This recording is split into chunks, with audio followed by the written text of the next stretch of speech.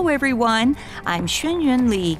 I'll introduce the highlights of the 2025 nuclear emergency exercise. This exercise was conducted at the Ma'anshan nuclear power plant, now in a decommissioning phase. It featured 4 first-time drills, the response to spent fuel pool incident resulting in a radiation release, nuclear plant self-defense resilience drill under a long-term blockade situation, local hospitality businesses being engaged to provide shelter accommodations, and the activation of a backup radiological contamination screening station. The exercise was conducted in 2 phases, tabletop exercise and full participation exercise. First, let me introduce the tabletop exercise. To verify the response capabilities of all relevant response units in a nuclear accident, the tabletop exercise took place at the Forward Coordination Post of National Nuclear Emergency Response Center, located at the Chejun Fire Branch in Pingdong County. Participating organizations included the NSC's Nuclear Emergency Response Team, the Pingdong County Government, the Radiation Monitoring and Dose Assessment Center, the Nuclear Emergency Support Center, Nuclear Emergency Response Center, the Taiwan Power Company, and the Ma'anshan Nuclear Power Plant Emergency Response Team, totaling 261 personnel. This year's exercise scenario simulated a spent fuel pool incident combined with compound disasters. The topics covered response to the 2024 Noto Peninsula incident and an isolated area situation, resilient community operations, and the nuclear plant's preparedness and self-defense capability under a long-term blockade situation. Unannounced conditions were injected during the exercise to assess participants' responsibility.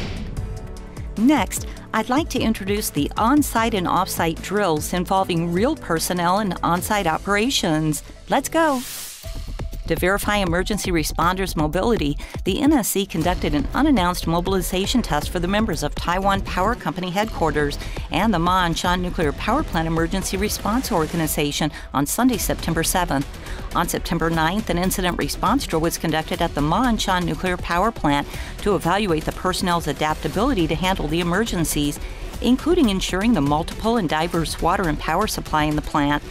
The drill also incorporated scenarios from the 2024 Noto Peninsula incident, such as removing road obstacles, using multifunctional bulldozer, strategies for water pumping in the spent fuel pool, activation of backup power supply, and conducting firefighting operations.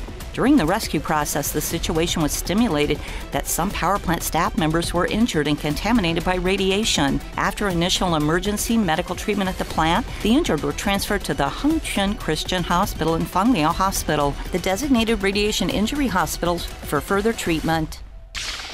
Now, let's shift our focus from the on-site response drills to the off-site ones. We simulated the scenario that a nuclear accident reached the alert stage. The central and local governments collaborated to persuade tourists to leave and closure of scenic areas at Nanwan Beach.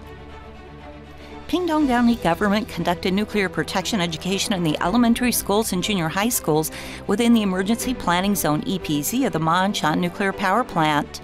Visual cards, videos, and even Hengquan folk songs, 7-character rhymes, were used to improve students' protective knowledge.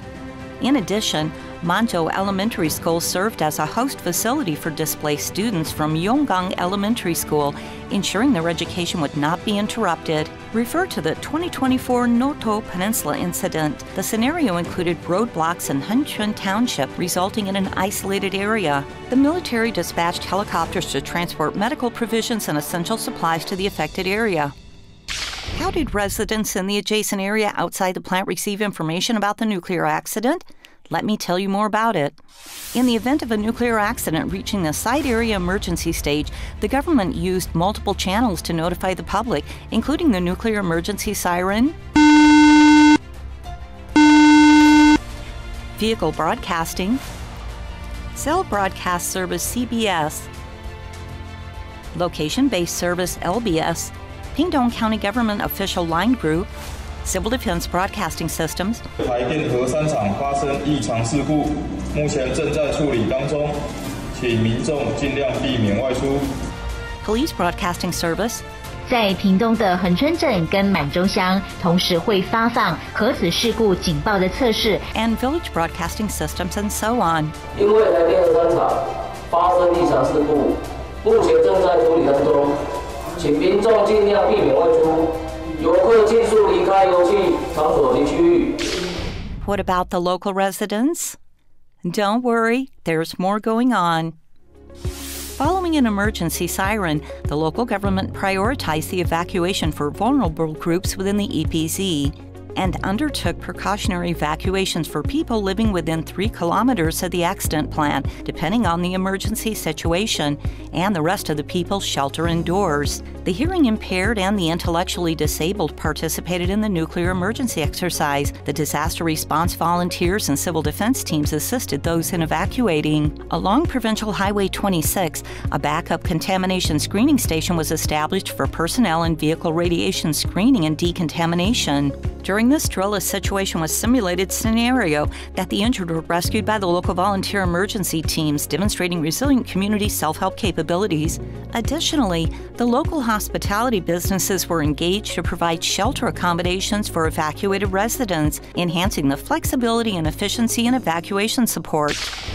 To ensure effective public protective actions, the NSC and relevant response units immediately established the Radiation Monitoring and Dose Assessment Center in the event of a nuclear accident. The center conducts comprehensive environmental radiation monitoring in land, sea, and aerial, aiming to provide real-time radiation assessments and recommendations for public protective actions. In addition to the land radiation detection within the 8-kilometer EPZ, the military conducted cross-regional radiation monitoring in the 8 to 16-kilometer radius outside the EPZ. We simulated the scenario that some environmental radiological monitoring stations were unavailable. Emergency staff deployed mobile radiation detectors and transmitted data to the Radiation Monitoring and Dose Assessment Center. Besides, the Radiation Monitoring Center also conducted environmental sampling and analysis, with National Pingdong University of Science and Technology prepared as a backup laboratory. For the sea radiation monitoring, the Coast Guard assisted in collecting seawater samples to further monitor the radiation status of ocean. The Army Aviation Command and National Airborne Service Corps jointly conducted aerial radiation monitoring by using the drones equipped with radiation detectors. All data from land, sea, and air monitoring were transmitted to the Radiation Data Visualization and Integration System of the Radiation Monitoring and Dose Assessment Center, ensuring real-time tracking of environmental radiation. The 2025 Nuclear Emergency Exercise, a collaborative effort involving central, local, military, and civilian cooperation, successfully concluded various drills. The Nuclear Safety Commission will continue to implement emergency preparedness measures, enhancing Taiwan's response capabilities to ensure timely public safety protection.